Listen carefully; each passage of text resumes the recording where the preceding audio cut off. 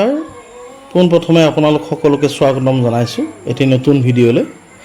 আমি আজি আলোচনা কৰিম অম্বুবাচী সম্পৰ্কীয় কথাখিনি আৰু এই অম্বুবাচীৰ লগত আমাৰ পৃথিৱীৰ কি সম্পৰ্ক আছে বা মানুহৰ লগত অম্বুবাচীৰ কেনেধৰণৰ সম্পৰ্ক, বৈজ্ঞানিক দৃষ্টিভংগীয়ে ইয়াক কি বুলি কৈছে, জ্যোতিষীয় দৃষ্টিভংগীত কি বুলি কৈছে আৰু ইয়াৰ প্ৰবৃত্তি আৰু নিবৃত্তি কেতিয়া হ'ব, এই সম্বন্ধীয় বিষয়খিনি লৈ আপোনালোকৰ মাজত উপস্থিত হৈছোঁ। আপোনালোকে ভিডিঅ'টো শেষলৈ চাব আৰু ভাল লাগিলে ভিডিঅ'টো শ্বেয়াৰ কৰিব আৰু মোৰ এই চেনেলটিৰ কাৰণে যিসকল নৱাগত সেইসকলে মোৰ চেনেলটি ছাবস্ক্ৰাইব কৰিব আৰু বন্ধুবৰ্গলৈকে শ্বেয়াৰ কৰি দিব। এতিয়া আহোঁ আচল কথালৈ। আমি অম্বুবাচী বা সাধাৰণ ভাষাত আমি আমতি বুলি কোৱা হয়। এই অম্বুবাচীৰ শব্দটোৰ প্ৰকৃত অৰ্থ হৈছে অম্বু মানে পানী, বাচী মানে হ'ল প্ৰকাশ কৰা বা প্ৰকাশিত হোৱা। আৰু এই অম্বুবাচীৰ বিভিন্ন ধৰণৰ উপকাহিনী আছে। আমাৰ প্ৰতি বছৰেই এই আহাৰ মাহত অম্বুবাচী পালন কৰি অহা হৈছে আৰু এই বছৰো অম্বুবাচী প্ৰবৃত্তি হ'ব আহাৰ মাহৰ 7 তাৰিখ শনিবাৰ ৰাতিপুৱা 8:35 সেইদিনাখন পূৰ্ণিমা তিথি থাকিব। সেইদিনা শনিবাৰ পৰিছে, অৰ্থাৎ আহাৰ মাহৰ 7 তাৰিখ শনিবাৰ পূৰ্ণিমা তিথিৰ দিনাখন ৰাতিপুৱা 8:35 অম্বুবাচী প্ৰবৃত্তি আৰম্ভ হ'ব আৰু আহাৰ মাহৰ 10 তাৰিখ ৰাতি 8:59 অৰ্থাৎ প্ৰায় 9 বজাত এই অম্বুবাচীৰ নিবৃত্তি হ'ব। এই অম্বুবাচীৰ প্ৰবৃত্তি আৰু নিবৃত্তিৰ মাজৰ সময়খিনিত আমি কি কৰিম আৰু কি নকৰিম, বা ইয়াক বৈজ্ঞানিক দৃষ্টিভংগীৰে কি বুলি কোৱা হৈছে বা জ্যোতিষৰ শাস্ত্ৰসমূহে কি বুলি কৈছে। আমি প্ৰথমতে বৈজ্ঞানিক দৃষ্টিভংগীৰ কথাখিনি পাতি লৈছোঁ যে সূৰ্য এই সময়খিনিত উত্তৰ গোলাৰ্ধত থাকি পৃথিৱীৰ ওপৰত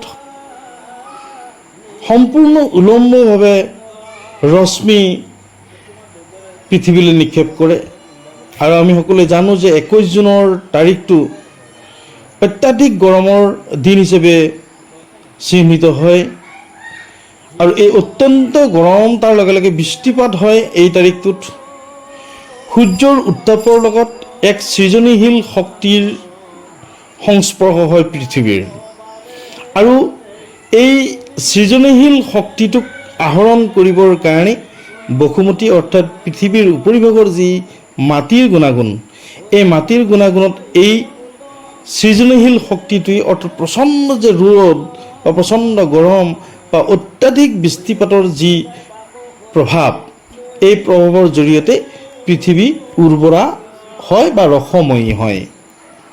এয়া হ'ল বৈজ্ঞানিক দৃষ্টিভংগীত কোৱা কথা।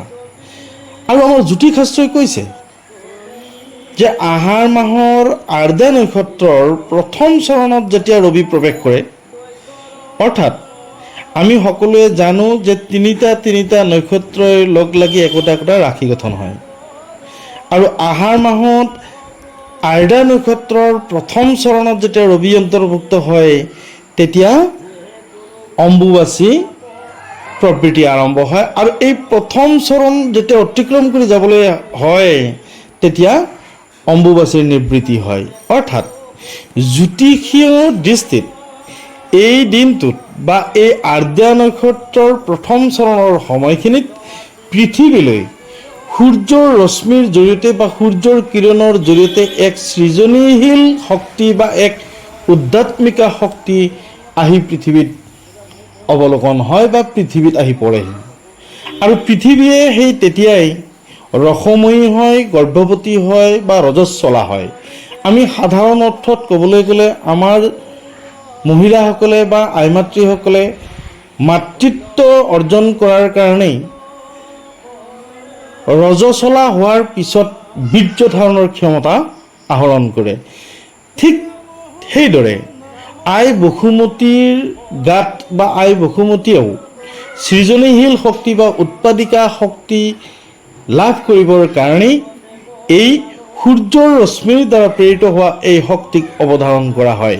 আৰু এই শক্তিটোৰ জৰিয়তেই পৃথিৱী উৰ্বৰা হয়, পৃথিৱীয়ে খাদ্য, শস্য, ফল মূল ইত্যাদিৰে শস্য শ্যামলা হয়।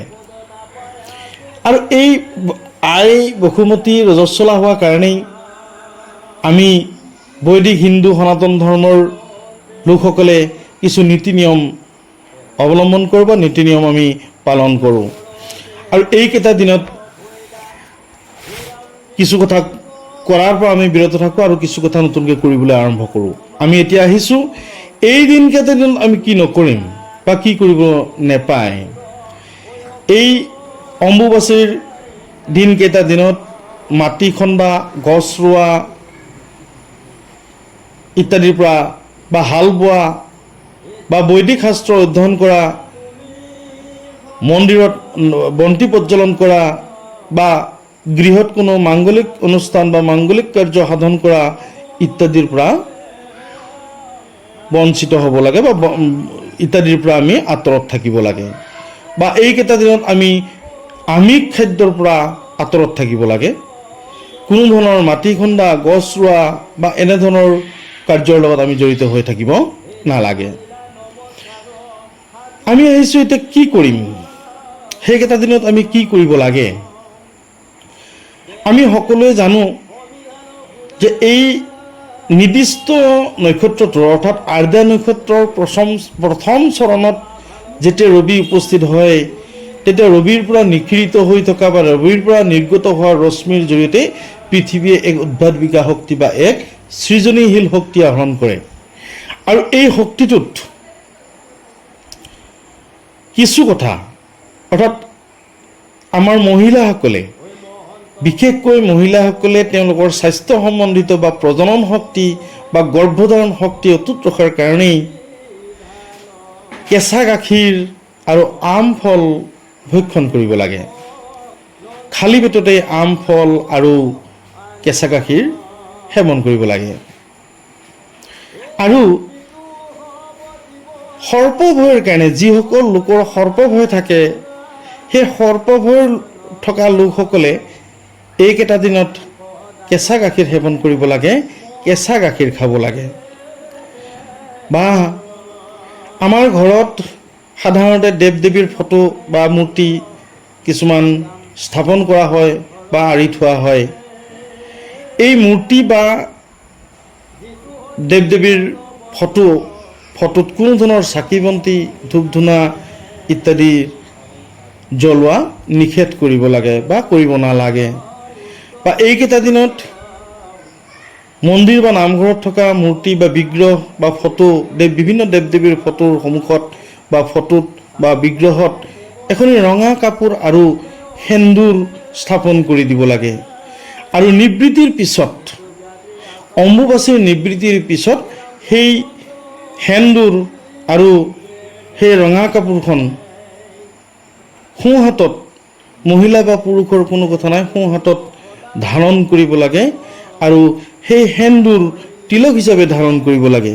তেতিয়া আমাৰ জীৱনৰ কাৰণে প্ৰয়োজনীয় সুখ, শান্তি, ধন, টকা পইচা, ঐশ্বৰ্য, বিভূতি, মান সন্মান, চাকৰি বাকৰি, বিয়া বাৰু, সতি সন্তানকে আদি কৰি বিভিন্ন ধৰণৰ শুভ মংগলদায়ক কাৰ্য সুচাৰুৰূপে পালন হয়।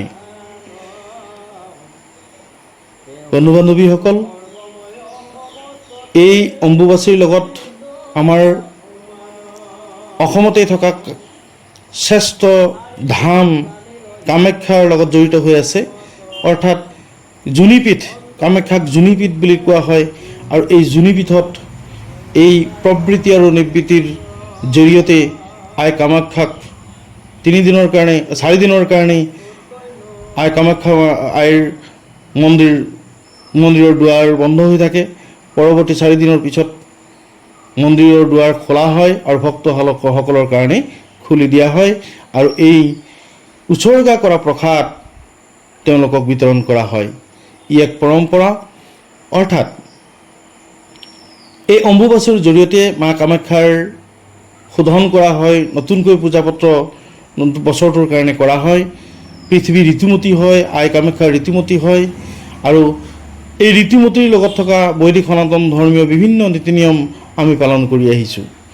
যা নহওক, সদশেষত অম্বুবাচীৰ সকলোকে শুভকামনা যাচিছোঁ আৰু মোৰ এই ভিডিঅ'টি যদি আপোনালোকৰ ভাল লাগে তেনেহ'লে এটা লাইক কৰি দিব, কমেণ্ট কৰিব, লগ বন্ধুৰ ওচৰলৈকে লৈ যোৱাত সহায় কৰিব আৰু যদি আপুনি নতুন নৱাগত মোৰ চেনেলটিৰ কাৰণে চেনেলটি প্ৰথমতে ছাবস্ক্ৰাইব কৰিব। ধন্যবাদ।